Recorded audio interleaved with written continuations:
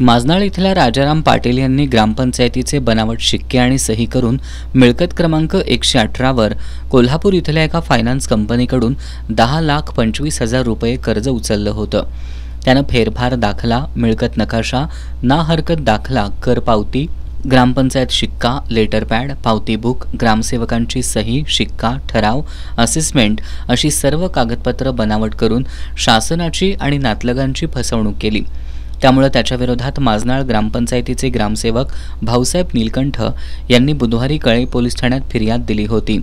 त्याला कळे खेरिवडे न्यायालयानं 3 सप्टेंबरपर्यंत पोलीस कोठडी सुनावली आहे। दरम्यान पोलिसांनी राजाराम पाटील याच्याकडे अधिक चौकशी केली असता त्याने या प्रकरणात बनावट दस्तऐवज करून देणाऱ्यांची नावं सांगितली आहेत। त्यानुसार संदीप कांबळे या संशयिताचं नाव निष्पन्न झालंय। बनावट नोटा तयार करणाऱ्या टोळीमध्ये त्याचा सहभाग होता।